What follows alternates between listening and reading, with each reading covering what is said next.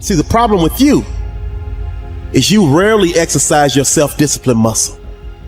You just go with the flow. No backbone whatsoever.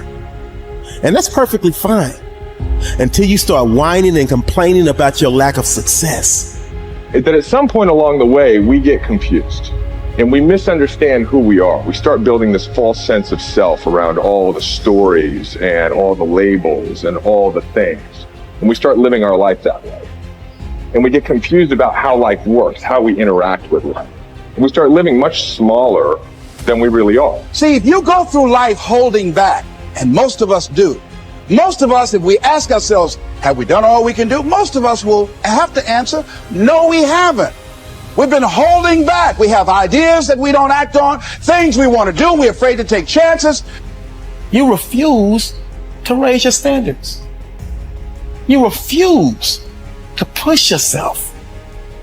You refuse to give a little bit more, give a little bit extra. All that you have to do in order to start to pursue your dreams is take small actions every day that align your life in that direction. You have to be willing to be hungry enough to understand that if this is something that you are truly going after, then work has to be applied. You can't make excuses. You can't ask for a pass.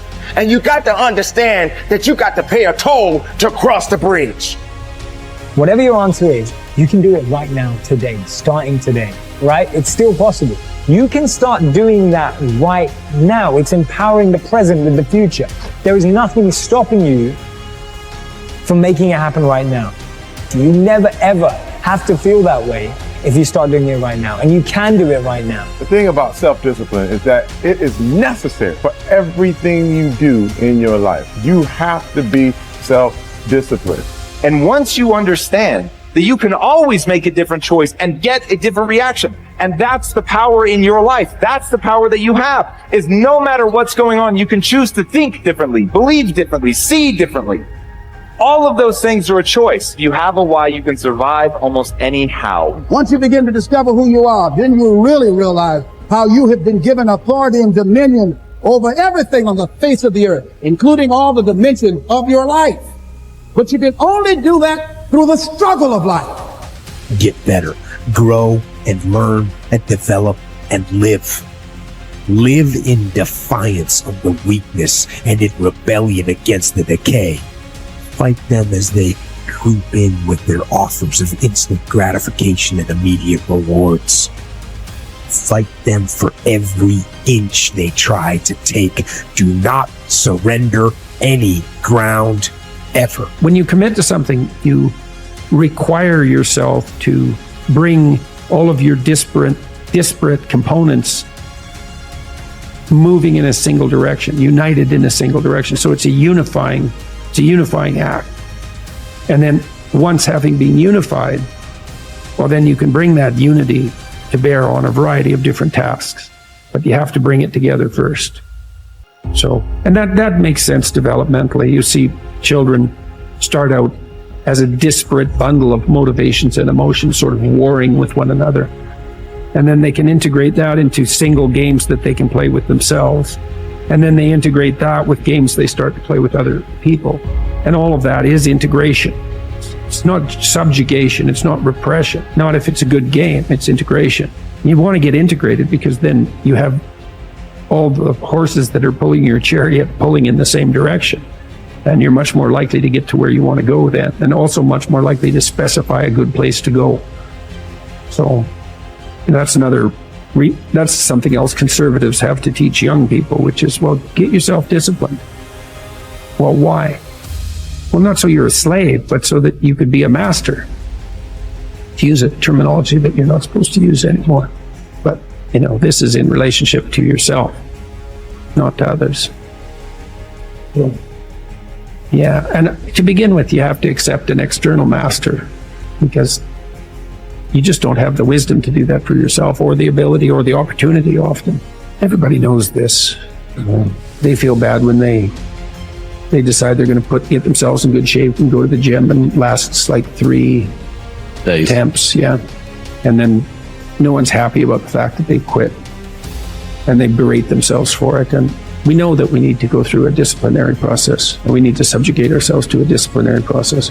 That's part of the problem with the constant harping about the, oppressive patriarchy. But you need a disciplinary process. So, well, that's just oppression and slavery. It's like, no, it's not. No more than a game is. Not a good game. A good game isn't oppression and slavery.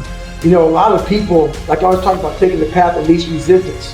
I believe in life you must earn the right to be called a man. And a lot of people do not think the way I do, and that's fine. I'm not asking you to be David Goggins. Trust me, it's a hard road to hoe. It's not fun. Like it. It's not fun all the time.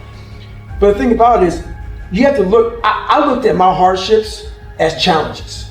Once I got over the pity party, because I went through that phase. Of course. I'm a normal human being.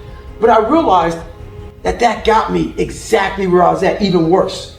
As I looked at those challenges, the way most people do, woe is me. Why the fuck can't I get a break? Why? I wish I was better. I wish my parents were better. I wish I had a better education. I wish this, I wish that. They have all these wish sandwiches. I started realizing, how can I figure out how it can work for me? So the one thing we don't do is when we're in that dark place is a great learning environment. If you can sit back in a dark place and find quiet to just think, there's so much power in your failures, in your suffering. Because why? You're still alive. You're still here.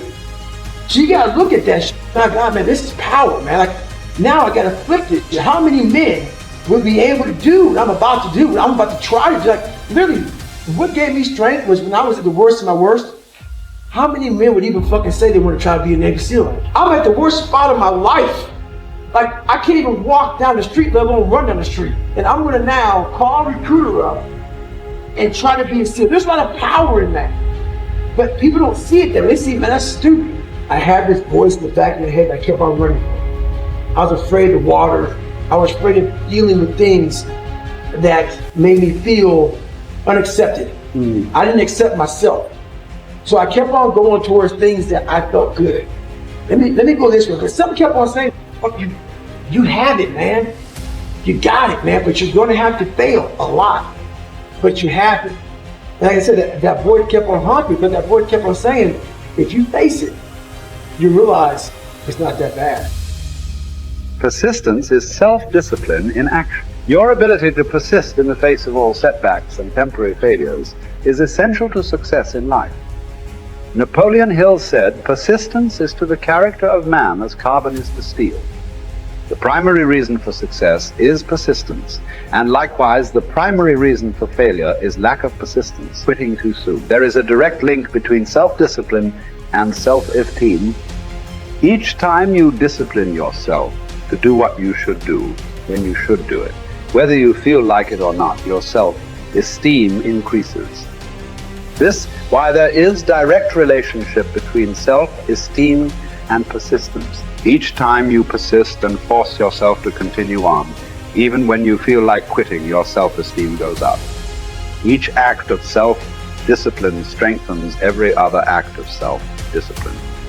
Every act of persistence strengthens every other act of persistence. When you discipline yourself to persist over and over, you like and respect yourself more and more. You become stronger and more confident. Eventually, you become unstoppable. Persistence is its own reward. Every time you force yourself to persist on a task, whether it is large or small, you feel happier and better about yourself. When you go the extra mile and do more than you are paid for, or more than is expected, your self-esteem goes up. You feel more powerful and in greater control of your life. In your career, when you go the extra mile, you put yourself on the side of the angels. The primary difference between winners and losers in life is simple. Winners never quit, and quitters never win. Your ability to respond effectively to setbacks, your level of response, ability, is the measure of your readiness to succeed.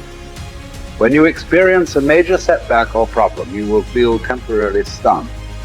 This feeling is very much like a punch in the emotional solar plexus. You will be stopped for a few seconds or a few minutes. During this period, You will often feel discouraged or experience self-pity. You will say, "Why me?" However, it is not how far you fall that counts, but rather how high you bounce. Your aim is to bounce back as quickly as possible. Resilience in the face of unexpected reversals is vital to long-term success. Remember the warrior's creed: I will lay me down to bleed a while and then rise and fight again. Don't be surprised, shocked, or set back when things go wrong. Your best laid plans will often fall apart. Instead, expect disappointments and setbacks as a part of life. Take a deep breath, pick up the pieces, and continue onward.